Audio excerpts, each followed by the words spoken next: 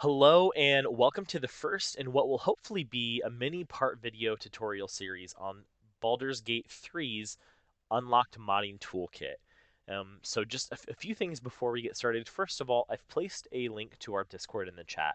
This is a group of right now a little over 500 modders that are all just trying to get better at this thing. We are trying to fix crashes that are happening in it, add features. It's a great place to be.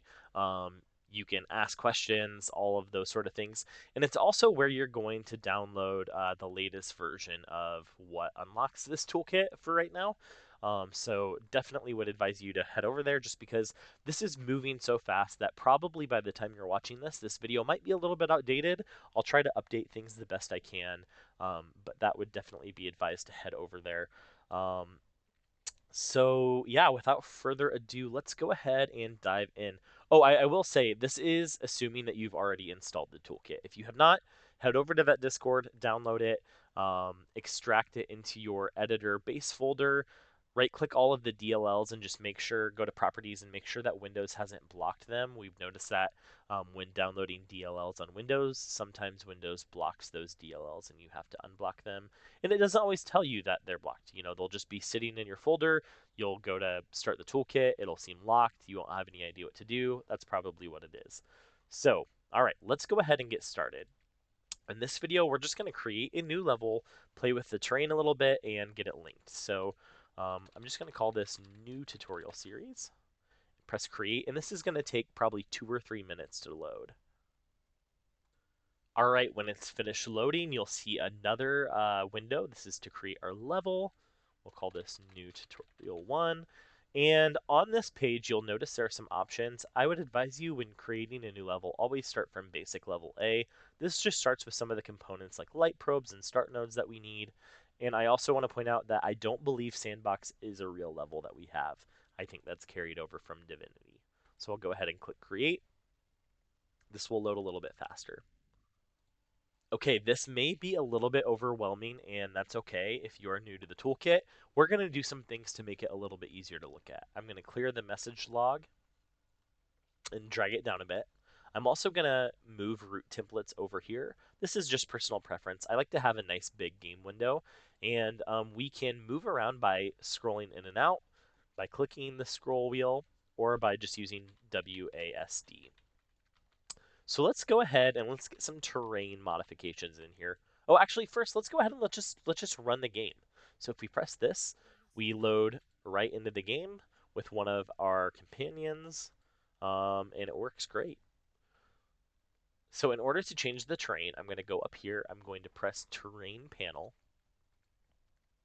and this brings up all of the things that are in our current terrain. And in order to add something new to this terrain, I'm going to click Resources up here.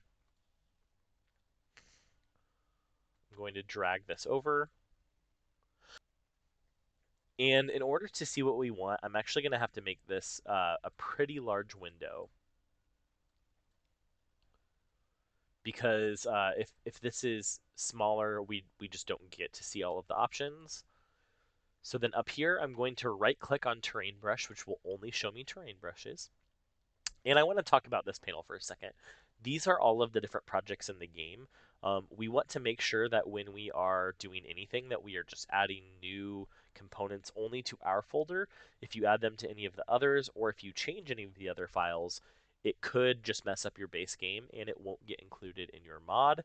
So you'll notice whenever we're dealing with resources, we're either just using the base resources, which is fine, or we are copying into our own folder if we're going to make any adjustments. So that will come probably on a later video. I'm going to go ahead and just search stone and just bring over a stone path. I'm going to drag it over, and then we don't need this anymore, so I'm going to make it smaller. Then I'm going to click stone path, and we'll see some new tools appear over here. The one that's highlighted is paint, so we can just paint on a path. We also have tools like raise and lower terrain. So I want to show you something here. If I raise terrain really high, and then we go into the base game, you'll notice she just went inside of that hill And also, we can climb way up higher on it than we should be able to. So, how do we fix this?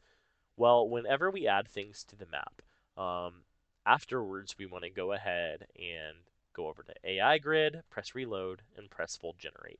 And what this does is it generates a nav mesh that just tells our player and the enemies where they can and cannot go. So if I were to add a building right now, we'd be able to walk right through it. But then after we generate this, this is also what would make it so that we can't walk right through the building. Now if I press playtest, as expected, we can't get on there anymore. Okay, this is where I want to leave the map for today because I want to get to how do we actually experience this in game. Well, in order to get our map to load, we need to do a couple of things. And the first is that we need to go into the script editor. And Glasses, which is the tool that we're running right now, has two different script editors. One is called Story Editor, and one is called Script Editor. And 95% of everything we're ever going to do is going to be in the Story Editor. So I'm going to click that, and it's going to pull up the Story Editor, and it shows us all of the stories in the game. And a couple of things right off the bat. Number one is these are the game scripts. If we modify them, we will be modifying the game scripts. We do not want that. So what we're going to do is we're going to go over to the script we do want to modify, which is Z shared character creation. I'm going to right click it and I'm going to press copy to my mod.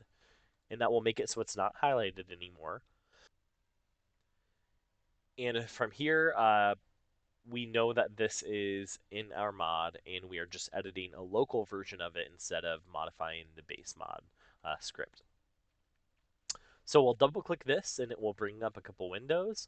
And in order to get a level to load right at the start of the game, Larian developers have left us in a commented code. So we'll just go like this, remove all of that, and we'll name this the name of our first level, which is New Tutorial 1.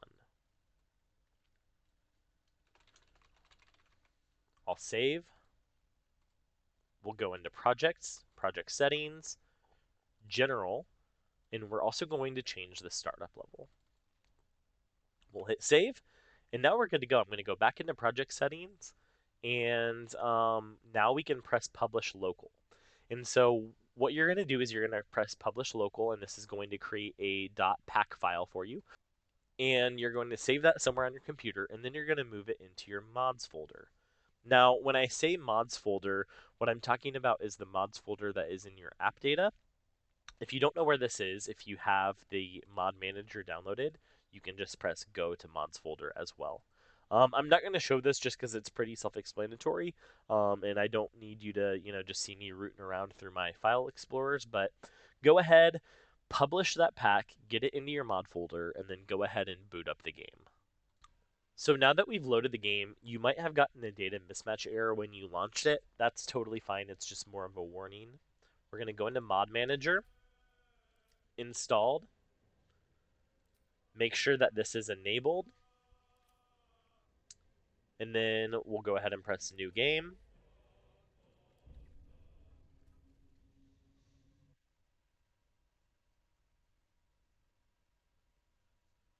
When this loads up, we'll get our intro cinematic, which is exactly what is expected because we left it in the script. Okay, we'll skip through this. It'll bring up character creation, proceed, proceed. Okay, and if you see something like this, you'll know we're in business. Boom. We have just created our first story mod. So this is a good place to leave this video for now. In the next video, we're going to dive into dialogues and getting dialogues working. But I did just want to give out a couple of shout outs real quick. The first is to Siegfried. Hope I'm pronouncing that right. He is the one who initially released the Unlocked Modded Kit, so none of this could be done without him, so thank you so much. Also, I just want to quickly shout out a couple of people in our Discord channel who helped develop some of the patches for this. So thank you to Frizzy and Fetish, both of whom got us a working dialogue editor, which we are going to do in our next video. So thanks for watching. This is just the start. Please do join our Discord channel. We'd really appreciate it. Yeah, thanks. See you next time.